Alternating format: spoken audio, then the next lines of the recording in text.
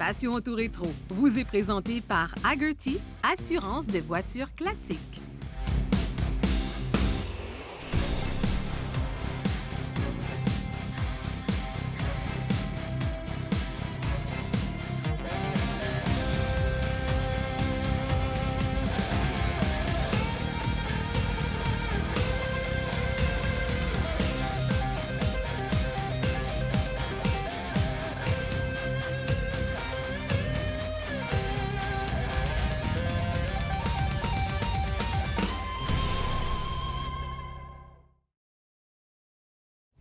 Bonjour à tous, bienvenue à Passion Auto Rétro. Aujourd'hui, c'est du Parc des Braves qu'on vous présente l'émission. Cette semaine, on vous présente une voiture vraiment spéciale, une voiture qui a marqué l'industrie automobile, fabriquée entre 1908 et 1927 à plus de 15 millions d'exemplaires. Donc, sans perdre un instant, je vous présente une Ford T 1914 et je vous la fais découvrir avec M. Mario Brassard.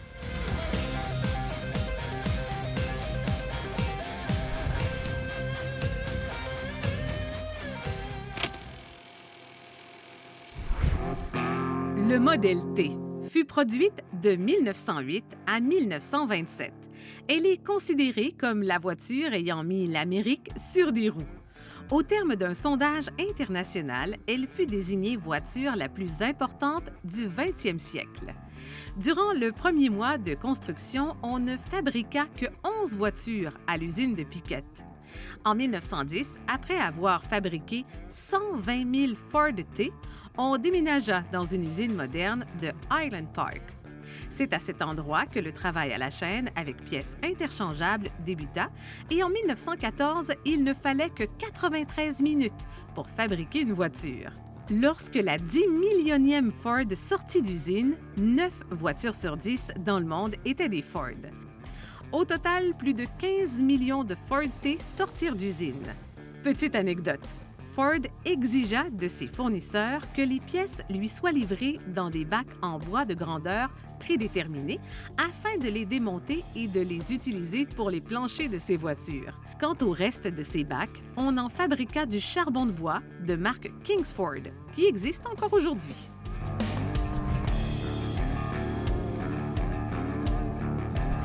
Mario, tu es propriétaire d'un modèle T 1914, un Speedster. C'est une voiture qui a vraiment marqué l'industrie automobile. C'est le début de l'ère industrielle. Mais avant d'acheter une voiture comme ça, il faut être connaisseur d'abord. Mais tes premiers contacts avec l'automobile, ça commence comment tout jeune? Ça commence enfant. Les films de Charlie Chaplin. OK, on recule jusque-là. On recule jusque-là, exactement. J'étais un peu étonné de voir comment on pouvait conduire ces voitures-là. Il faut le dire, lorsqu'on était petit, il repassait des films en noir et blanc de Charlie Chaplin. Oui, exactement. Et on voyait des voitures comme ça. Exactement, c'est ça. Donc, en voyant ces fameux films-là de Charlie Chaplin, mais ça m'a toujours intrigué. Puis une fois, j'étais un peu chanceux, j'ai vu une annonce d'une voiture 1922 Ford Model T à vendre. Puis ce modèle-là était fort intéressant. Et puis je l'ai acheté, je connaissais pas beaucoup l'automobile au niveau mécanique. Tu as quel âge à peu près? J'ai 53 ans présentement. Mais quand tu as vraiment regardé les modèles T pour la première fois? J'avais environ 40 ans. OK. Là, on est rendu, notre vie quotidienne a été faite, on a eu des enfants, ils ont fait, on passe à autre chose. Exactement, c'est ça. Et puis, je ne connaissais même pas c'était quoi un carburateur, à titre d'exemple. OK, donc, tu commences à la base. On commence à la base, ça.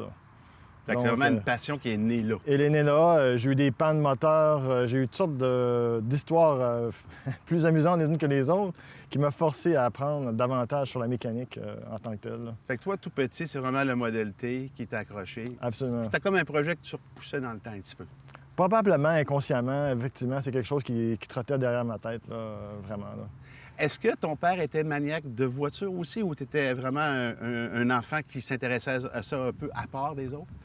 Je dirais à part, mais mon père a déjà eu une voiture 1967, une Firebird, là, qu'il a toujours aimé, qui nous a parlé de tous les exploits de vitesse et des fois qu'il avait même perdu la police qui le poursuivait. Donc... Genre d'histoire qu'on entendait dans les années 60. Exactement, c'est ça. Mais moi, j'étais pas de genre vitesse tant que ça. J'étais plutôt genre époque, élégance, l'histoire. Donc, c'était pas le muscle car qui était non. allumé, plus le classique et l'histoire. Exactement, c'est ça.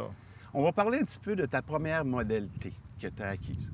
C'est une voiture que tu as trouvée comment? C'est pas celle-là ici, c'est une autre. C'est une autre voiture, exactement. C'était en 1922. On appelle ça un modèle à 2 places seulement. Et puis, je pourrais dire que la voiture, elle avait beaucoup de difficultés, elle manquait d'amour. Je devais, comme on dit en bon québécois, jacker la voiture une roue pour pouvoir la démarrer. Puis c'était quand même difficile. Et puis là, j'ai fait le moteur au complet, transmission, tout nouveau mécanique pour la mettre vraiment facile à utiliser. Chapeau, parce que là, tu n'as aucune notion de mécanique. Non, donc, du tu arrives tout. avec ça, tu achètes la voiture et dans le garage, est-ce que tu te dis, j'ai fait un mauvais coup ou je fonce?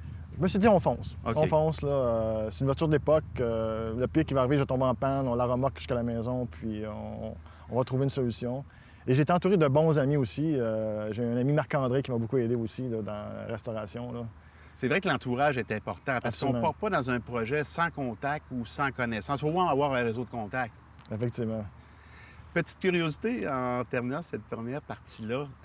Lorsqu'on déshabille en Model T, on dit que c'est simple. Est-ce que c'est vrai?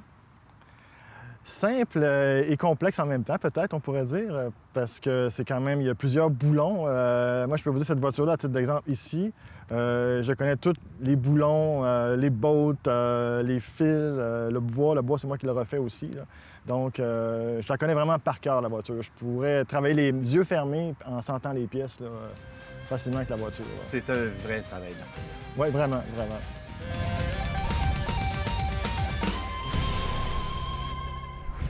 Mario, en 1953, la compagnie Sportsman a créé quelque chose d'assez inusité. Oui, on appelle ça le compact.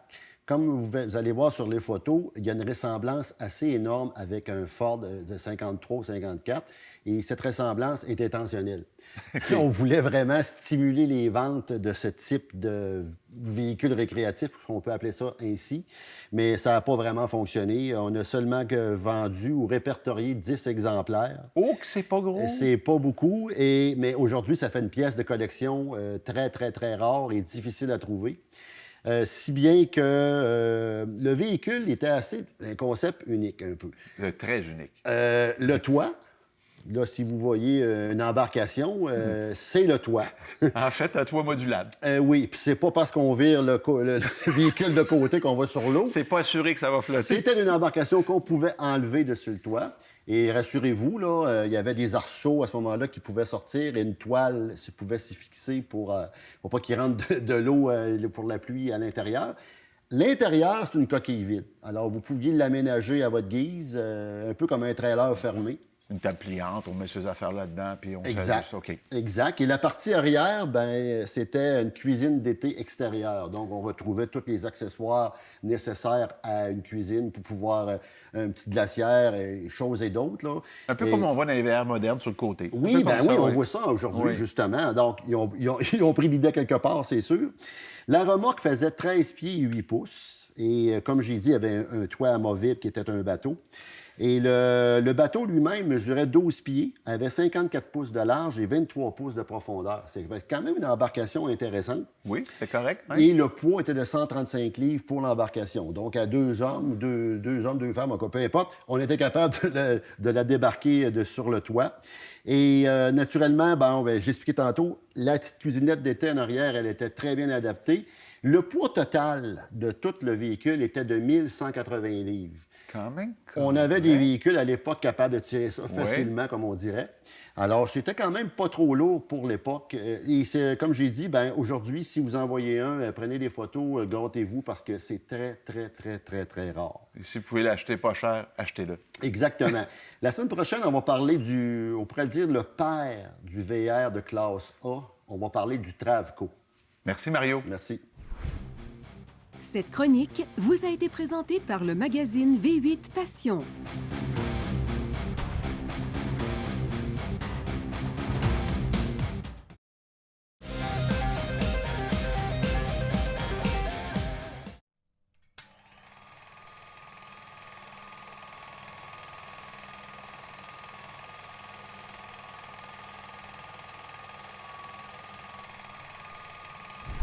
Le 4 août, le Canada entre en guerre.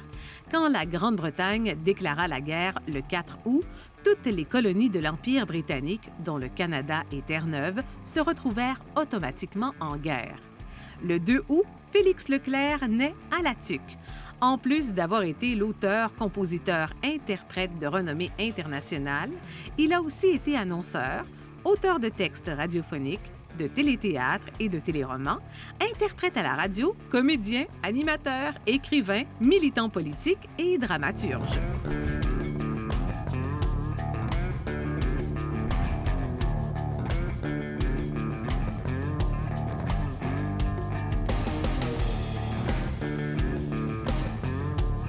Mario, on a vu tantôt tes premières relations avec le Ford Model T. Là, on va se concentrer sur celui-là. Tu as trouvé cette voiture-là où et en quel état? En premier lieu, j'ai trouvé un châssis 1914. Par la suite, j'ai trouvé un moteur 1914. Et j'avais acheté une voiture qui était de 1911, que je croyais qu'elle était de 1911, mais il n'y avait absolument aucune pièce de 1911 sur la voiture, mais il y avait des ailes 1914, il y avait beaucoup de choses de 1914 sur la voiture. Donc, elle était comme rebâtie. Exactement, c'est ça. Donc, j'ai dit, vu que j'ai beaucoup de 1914, je vais refaire un modèle 1914 comme à l'époque, avec les mêmes caractéristiques, là. Le modèle d'origine, est-ce que c'était une voiture de ce type-là, côté carrosserie? Bien, on ne peut pas le savoir. C'est une excellente question. On ne peut pas le savoir, mais le châssis est toujours le même d'une Ford T à l'autre. Sauf que le châssis, des fois, il y a des années, là, donc de 1909 ou 1908 jusqu'à 1927. Mais j'avais un châssis 1914 dans ce cas-ci. OK. Donc, c'était à propos de faire une voiture 1914. Là. Donc, tout avoir les pièces qui correspondent à 1914. Exactement. Puis votre question est excellente parce qu'un Speedster, dans le fond, on pourrait prendre un Touring ou peu importe, un Roadster et on déshabille la voiture pour avoir une voiture légère, là. Donc, le but, c'est d'avoir le moins de poids possible pour avoir le plus de vitesse possible. Exactement. Alléger la voiture, dans le fond, pour avoir de la vitesse, c'est ça, là. Vraiment une voiture de course de l'époque. Exactement. Mario, le Model T, lorsque tu le retrouves, il est dans quel état? Bien, dans l'état d'une voiture qui manque d'amour. J'imagine, oui. Mais la bonne nouvelle, c'est que j'ai trouvé un moteur 1914 qui était vraiment en excellent état. Et je crois que la transmission l'était aussi. J'ai fait quelques tests avec la voiture. Je pourrais vous montrer quelques photos, là, avec un truc de bois assis dessus, juste pour faire des tests. Et là, j'ai eu d'autres de bruits qui sont venus de l'appareil au niveau mécanique. Et j'ai arrêté la voiture tout de suite. Et je me suis rendu compte que j'avais un drum de transmission qui était endommagé. Quand même pas mal pour quelqu'un qui n'a jamais fait de mécanique. Oui, quand même. Parlons de la restauration un petit peu. Quelles sont les premières étapes? Tu as la voiture, tu la rentres dans ton garage, et là, j'imagine, c'est le démontage complet? Démontage complet, boulon par boulon. C'est vraiment, on défait la voiture, on la déshabille au complet. On numérote, vive les ziplocs. Oui, hein? Oui, très pratique. Très pratique. Un crayon feutre noir, puis on marque tout d'où on prend les pièces pour s'assurer qu'on s'en rappelle. Parce que des fois, ça peut prendre 1 an, 2 ans, des fois 14 ans, peu importe les restaurations qu'on fait. Et puis, j'ai tout rebâti la voiture, refait tout la boiserie aussi au complet. Ça, c'est un beau travail d'artisan parce que toutes les boiseries, le vernis, les teintes, c'est tout toi qui as fait ça. Absolument. C'est comme un mélange mécanique et artisanat, dans le fond. Oui, tout à fait. Combien d'heures à peu près que tu as mis pour restaurer la voiture, environ? Je n'oserais pas dire un terme, mais je pourrais dire que je l'appellerais la voiture antique, le mot qu'il ne faut pas dire, qui finit par 19. Donc, toutes mes soirées, après le travail, j'ai travaillé cette voiture-là. Mentalement, elle m'a fait du bien. Et puis, je pense qu'elle fait du bien aux gens quand ils nous voient passer en voiture avec cette voiture-là. Puis honnêtement, travailler sur une voiture, dans la mécanique ou la carrosserie, ça fait du bien à la tête. On ne se concentre que sur ça et c'est vraiment agréable. Absolument. Là, on va parler du fonctionnement du Ford T. Le démarrage, aussi simple que ça. Comment on démarre un Ford T? Montre-moi ça. OK. En premier lieu, vous avez un côté batterie ou bien magnéto. OK. On met l'interrupteur au niveau batterie. OK. Ici, vous avez une manette des gaz, puis une pour le feu. Donc, on met la manette pour le feu au minimum. On retarde, dans le fond, le feu. Il faut les dire parce que c'est pas tout le monde qui comprend l'avance du feu de l'époque. Donc, il faut que l'explosion arrive au bon moment, tout dépendant de la révolution moteur. Tout à fait. Donc, ça ne se fait pas automatique, on le fait manuellement. On le fait manuellement. On met un peu d'essence, dans le fond, au niveau de la voiture. On va donner 2-3 coups de manivelle avec le choke, comme on dit. On tire sur une tige pour mettre du choke 3 fois. Et par la suite, on la met à on au niveau de la batterie. Et on donne un coup de manette ou un autre coup de manivelle et la voiture va démarrer. Bon, bien, écoute, on le fait. Go, je te regarde aller. Parfait, On y excellent. va étape par étape. Excellent. Vas-y, on y va. Je te suis, moi. Alors là, on va démarrer la voiture. Absolument. Donc Je ici, te laisse aller. le Je vais me choke. mettre ici un petit peu à côté de toi. Ça, c'est le choke qui est ici. Oui. OK, on y On va. donne 3 à 4 coups. On en dit à 2. Il faut faire monter l'essence, là. Exactement. 3. OK, c'est une amorce, dans le fond. Exactement, une amorce. 4 fois. 4 fois. Là, il est amorcé. On garde la manette de retardement pour le feu. Le feu, OK. On met un peu d'essence. Donc, mon feu est au minimum. C'est ça. Là, un je suis peu en position de d'essence. démarrer. Là, on sera en démarrage.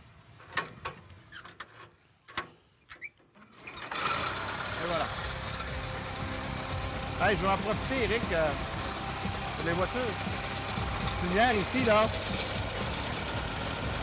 Ouais, il est vraiment serré, ouais. OK, on ouvre le panneau, on allume, puis c'est clair. Exactement. Parfait.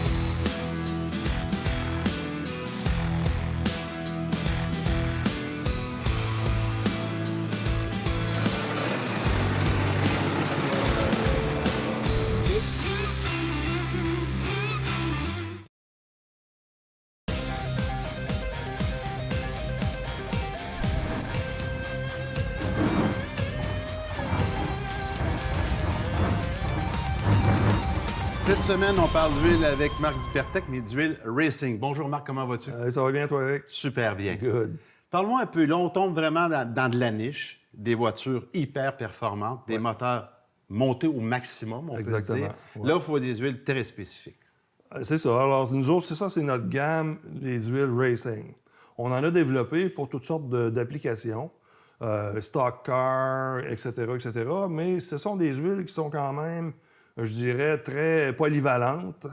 Que ce soit, exemple, une 2050, qui est le grade de prédilection pour certains stock cars ou des voitures de drague, ben, ça va faire aussi bien dans les deux. Dans les deux modèles. Alors, les huiles sont vraiment bâties pour donner des propriétés lubrifiantes exceptionnelles, taux de zinc très élevé, la panoplie d'additifs et la bonne balance de tout ça pour faire en sorte que les moteurs perdurent, parce que c'est des moteurs qui travaillent extrêmement fort. Que ce soit pendant 8-9 secondes ou pendant, je sais pas moi, 200 tours sur une piste de course, c'est des moteurs qui travaillent très fort. Là, on parle à ce moment de lubrification. J'imagine aussi d'évacuation de la chaleur. Ces huiles-là doivent encaisser énormément de chaleur. Oui, ça encaisse énormément de chaleur, surtout, exemple, au niveau du stock car. Là, ça monte en température comme c'est pas possible. Et puis, ça prend des huiles qui sont bien bâties pour ça. Ça prend des huiles qui n'oxydent pas, donc avec des antioxydants boostés et de type spécifique, je dirais, plutôt. Donc, on a acquis une base de connaissances là-dedans qui est super.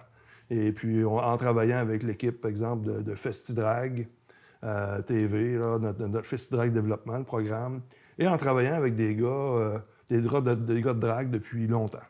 Fait que c'est-à-dire, à ce moment-là, on a une huile spécifique qui est très performante. Je veux juste comprendre la nuance entre une huile haute performance et une huile pour la course automobile. Est-ce qu'il y a des grosses nuances entre les deux?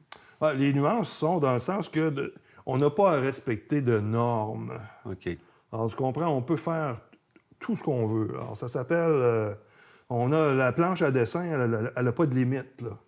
Alors, on peut laisser aller notre créativité, que ce soit au niveau de l'utilisation d'huile de base peut-être moins conventionnelle ou des choses comme ça. Alors, on a une gamme, nous autres, qui est intéressante. 1040 R, 2050. On a ici aussi une 030. Ça, c'est toutes été développées initialement pour le stock car, mais ça fait très bien dans une voiture de drague comme ailleurs. On avait aussi développé une 012 spécifique pour le drag racing de Harley-Davidson. Je ne l'ai pas porté ce soir parce que ça n'a pas sa place, exemple, dans un moteur comme ça ou dans un moteur de stock car. Parfait. Marc, on pourrait peut-être découvrir un peu la voiture maintenant parce que entre nos deux, on n'en voit pas beaucoup sur les routes des voitures comme ça. Non. On se retrouve tantôt. C'est beau. Marc, 427 pouces cubes, vraiment bien exploité dans cette voiture-là, hein? Oui, 427 pouces cubes, small block. Small block. Small block, assez intéressant. Un bloc Dart, spécifiquement fait pour le drag, je dirais. Des têtes Brodix, Une intake faite sur mesure pour les têtes, évidemment, de Hogan, un intake high-rise, avec un carburateur DFT. Tous les 15 à 1 de compression. 15-1? 15 à 1, ça produit au-dessus de 800 forces de moteur. Au son, on le sent, le 15-1. On sent plein de choses. On sent l'essence de course.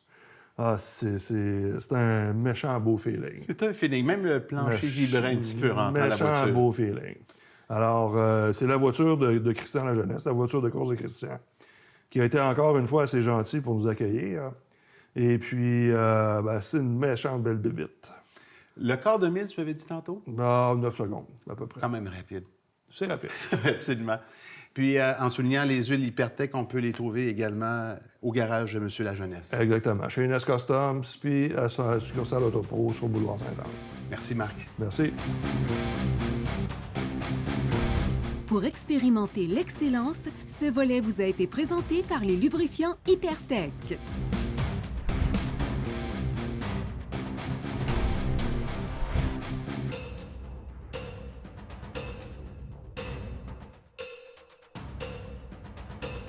Mario, d'abord, merci pour la balade. C'est ma 3e en Model T. C'est toujours une belle expérience. On se sent en liberté dans cette voiture-là. Il y a un feeling de vitesse, on n'a pas vraiment. C'est vraiment agréable. 1914, c'est l'année modèle de la voiture. 1914, c'est le début de la Première Guerre mondiale. Cette voiture-là a servi à la guerre aussi. On a réussi à faire comme des Jeeps avec cette voiture-là. Effectivement. Même des ambulances de guerre, on a utilisé le châssis de Ford Model T là, pour faire des ambulances aussi pour nos soldats. On peut se parler de la flexibilité du modèle. On pouvait faire quoi? On pouvait faire, bien sûr, une berline, on pouvait faire des cabriots. On peut-tu les visiter un petit peu? On faisait quoi? On faisait du Jeep, Oui. véhicule tout-terrain. On faisait des ambulances.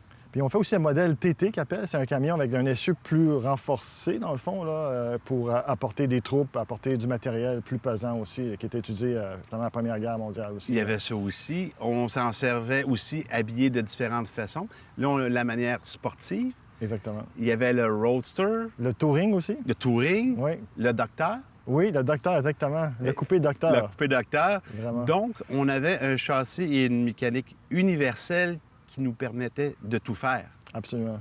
C'est vraiment un génie, Henry Ford, pour avoir pensé de cette manière-là. Absolument. Puis Henry Ford, on va le dire en passant, Henry Ford avait dans sa tête, il voulait absolument que tout le monde puisse se payer une voiture un jour, avoir les moyens, alors que tous les autres fabricants voyaient la voiture pour les gens riches et célèbres. Dans leur tête, ils voyaient les gens pauvres encore en cheval, ils voyaient les gens riches en voiture. Henry Ford, lui, s'est battu contre ça. Et les gens ne savent peut-être pas, mais la première Cadillac, c'est quoi, dans le fond? Un modèle T. C'est une Ford, Un beau secret, effectivement. ouais. C'est une Ford de secret. On Et, dévoile des secrets aujourd'hui, c'est drôle. effectivement. Et pour expliquer un peu aux gens qu'est-ce qui s'est passé, c'est qu'il y a eu un conflit. Henry Ford était employé par Henry Martin Lellen, qui fabriquait la Cadillac. La Cadillac a été créée en 1902 pour le 200e de Détroit. C'est une ville française, Détroit. Et à cette occasion-là, bien, vraiment, là, il a réussi à tout mettre en marche puis à créer une synergie incroyable. Henry Ford, c'est un génie pour moi. Là, on va parler un peu de tes projets futurs. Là, tu as présentement des modèles T, tu tripes. Est-ce qu'il y a des projets futurs pour toi qui s'en viennent? Bien, idéalement, j'aimerais ça avoir une 3e voiture. Je suis certain que ma conjointe va être super d'accord avec ça. Je suis certain aussi. Il y a une voiture qui est vraiment hilarante. On appelle ça la Model T pour jouer au polo. Ah oui, Donc- pour jouer au polo. Au polo, exactement, c'est ça. Donc, c'est une voiture un peu comme celle-ci. Et on a peut-être pas le monocle sur la voiture. Et on met 2 cerceaux de métal de chaque côté. Donc, si la voiture renverse en jouant au polo, ben, on n'est pas blessé. Et il y en a qui se mettent des ceintures un peu, oui, évidemment, pour pas tomber. Mais c'est quelque chose qui a l'air vraiment hilarant. C'est génial. Puis c'est très sportif quand même, là. Puis une fois que tu maîtrises cette voiture-là avec les 3 pédales, on s'amuse pas mal. Là. Je pense que oui, c'est assez intéressant. Socialement, est-ce que tu sors avec tes voitures en terminant? Oui, absolument. Les week-ends, c'est une voiture qui accroche un sourire à tout le monde. Oui. De la jeune personne à la personne plus expérimentée, c'est des sourires immédiats. Les gens sont très courtois en voiture. C'est extrêmement agréable de voir les gens, de voir le sourire de tous les gens quand on les croise. Hein. C'est une voiture qui impressionne par son histoire. Et lorsqu'on regarde les voitures modernes aujourd'hui, puis on regarde comment ça a commencé, on peut dire qu'il y a du chemin de fait. Absolument. Mario, je te remercie beaucoup d'avoir partagé ton histoire. C'est super intéressant. Merci. Un plaisir pour moi aussi. Merci.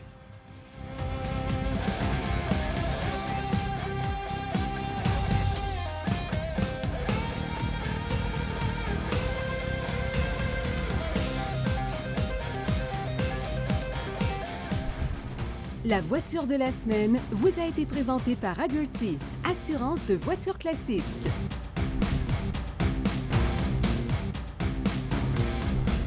C'était Éric Fortier, mais j'espère que vous avez apprécié au nom de toute notre équipe. Je vous souhaite une très bonne semaine et je vous donne rendez-vous la semaine prochaine pour une autre émission Passion Auto Rétro.